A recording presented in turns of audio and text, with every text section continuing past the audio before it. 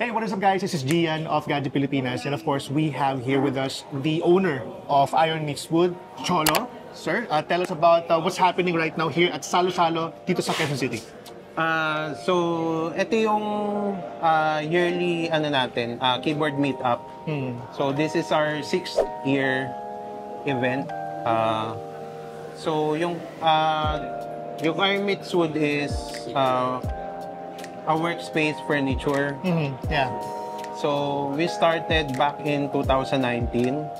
So this is pre-pandemic. Yes. So nag-start kami by making keyboard wrist lang. So doon lang nag-start yung hobby natin. I know that because for one, you sent us a wrist rest, no? And it evolved, no, from that to full-scale setup already. So when the pandemic happened, nag-expand kami to workspace table, mga endgame table. So doon na nag-start siya lumaki. Tapos yun nga, nag-organize na kami ng mga keyboard meetup.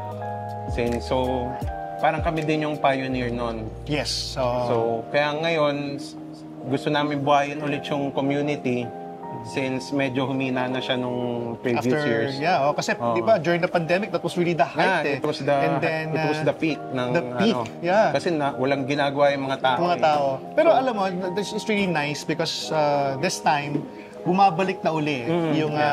Although after the pandemic, parang naisip ng iba na I think it's time for us to zip back to reality. From the house, go out. Pero eventually bumabalik because may need pa rin na ina-address. Talagang nandun pa rin sila sa hobby kahit na nasa labas na ulit yung mga tao. I remember that because before talaga I used to buy keyboards, I used to build keyboards as well. But this time, after the pandemic, my son naman yung magawa ngayon, no? So natuwa ako. And it's nice that you have this kind of event here because it kind of rejuvenates again the hobby, no? And also getting this opportunity for same people of the same hobby to be in one place. Pero I understand that there are also some brands here. What was behind the inspiration of this, no? So yung mga brands na kasama natin ngayon is may mga keyboard brand din, pero andito rin si Anker tsaka si Amaran. Yes. So Anker is yung mga power banks, mga chargers. Yeah. So in-incorporate din namin siya sa workspace community. Correct. Tapos si Amaran naman is mga studio lights, mga desk setup. So since meron silang mga bagong products na desk friendly, yung pwede mo siyang i-attach sa mga desk. So that, yes, correct. So kaya kasama namin siya ngayon. Dahil may upcoming din kaming collaboration with our desk setup. With your desk setups.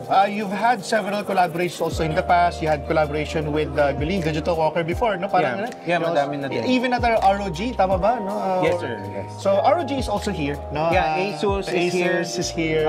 MCHOS, Rotobox, Keychron Philippines, andito din. Dito rin siya.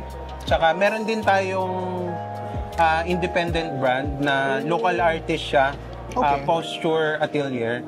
So, siya nag-design ng sarili niyang keyboard. Yun, no? Yung split keyboard. Yeah, you can see a b-roll of it right now, but it's pretty nice, no? Pero ano yan, he makes that? Or, he designed it 3D, siya rin nag-print. Galing. So, from scratch talaga siya nag-gumawa. Aluminum or 3D printed? 3D printed. So, everything is PLA,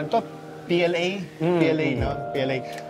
Let me zip back to Amaran, no? Because we use also Amaran sa studio, no? And it's nice that they do have dome type na mga ilaw, very tiny setups also. That's perfect for those who are into setting up their workstations. Kasi ngayon parang ang hirap ihiwalay na you're beefing up your workstation at the same time parang nanghihinayang ka na hindi mo na siya i-set up as a studio, a mini studio. And we've seen that also. We've seen a couple of content creators, especially on TikTok and YouTube, na ganun yung ginagawa nila. And it's nice to have Amaran here. So the next time that Cholo organizes an event like this and there would be some brands that will be coming might as well join. No? Now it's morning. How many people do you think would show up in your event? No? Yung confirmed attendees namin is nag-sold out kami sa 150 packs. So, in-expect namin may mga walk-ins pa. May walk-ins pa.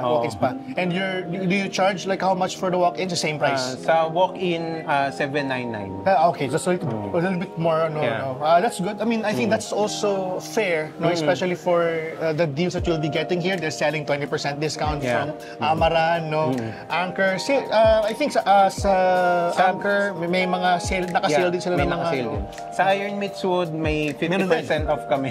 Mga products na 50% off. Okay, let me go now directly to the Iron Meats Wood.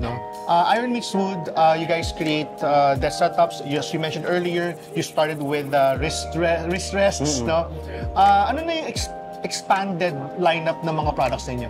So ngayon, meron na kaming mga desk shelf, yung mga headset stand, tsaka ano pa ba? Of course, yung complete setup, the end game, the end game table.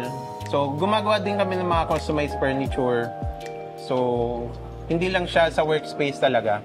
So parang furniture business talaga kami. So gumagawa din kami mga custom bed frame, mga shelves, lahat yan. Basta kahoy tsaka bakal. Bakal. Sa mga di nakakaalam, maliban sa kahoy at bakal na hobby at business, mahilig din si Cholo sa cameras. And maybe one of these days, we'll invite you to the studio to have a quick podcast about your hobbies. Also, sister niya, good friend of my sister as well. So, thank you so much for your time. Looking forward to checking out all of these things with you. And mamaya, drop by tayo sa station or area ng Iron Meats Wood for them to showcase their products. So, thank you so much. Thank you, Cholo. Thank you. All right, thank you. So, that's it, guys. This has been Gian of Gadget Pilipinas. We'll go around and let's go and check out the brands that are here and also those people who are showcasing their keyboards there at the middle. All right?